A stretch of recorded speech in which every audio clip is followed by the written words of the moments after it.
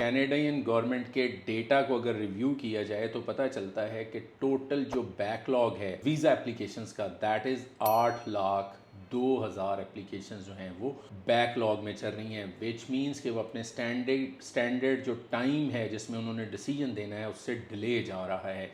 अगर हम इन एप्लीकेशंस को की बाइफरकेशन देखें, डिवीज़न देखें, तो पता चलता है कि जो सिटीज़नशिप एप्लीकेशंस हैं वो 2,46,000 एप्लीकेशंस हैं, जिनमें से 2,03,000 एप्लीकेशंस जो हैं वो with in standard time frame के अंदर जो है वो फॉल कर रही हैं। 46,300 एप्लीकेशन जो हैं वो बैकलॉग में जा रही हैं, which is almost 19%। Permanent residency की एप्लीकेशन जो हैं वो 8,97,000 एप्लीकेशन है उनके पास, जिसमें से 4,95,000 एप्लीकेशन जो हैं वो विद इन टाइम चल रही हैं और 4,02,000 एप्लीकेशन जो हैं उनका बैकलॉग चल रहा है, which is 45% of the total application. ये आप इमेजिन करें, ये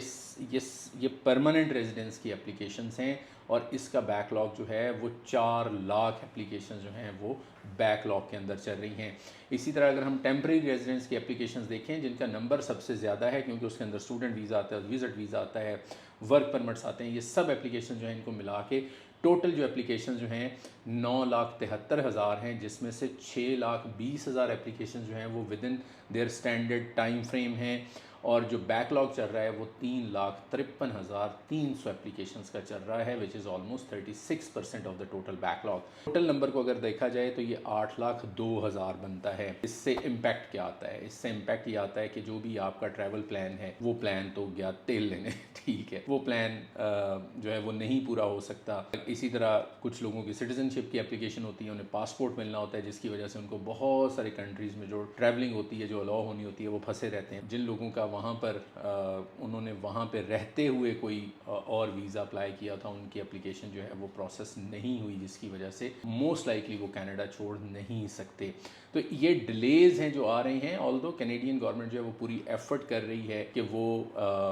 इस बैकलॉग को कम से कम करे, लेकिन अब फॉर्चुनेटली ये बैकलॉग जो है वो कोई अराउंड 1.9 मिलियन से कम होकर 8 लाख पे तो आ गया है, लेकिन स्टिल जो है वो फर्दर काम करने की ज़रूरत है ताकि ये बैकलॉग जो है इसको ख़त्म किया जा सके। तो वी एक्सपेक्ट कि ऐसा फ्यूचर में हो जाएगा, क्योंकि कनाडा जो है Aahista Aahista number of application जो है उनको रिड्यूस कर रहा है, क्योंकि जो टोटल पॉपुलेशन के अगेंस्ट परसेंटेज उन्होंने सजेस्ट की है, लास्ट ईयर इट वाज 7.5%, जो कि उन्होंने रिड्यूस करके 5% कर दी हुई है। तो इस वजह से सिस्टम के ऊपर जो है वो लोड थोड़ा कम होगा, तो बैकलॉग भी होपफुली ख़त्म हो जाएगा। Thank you.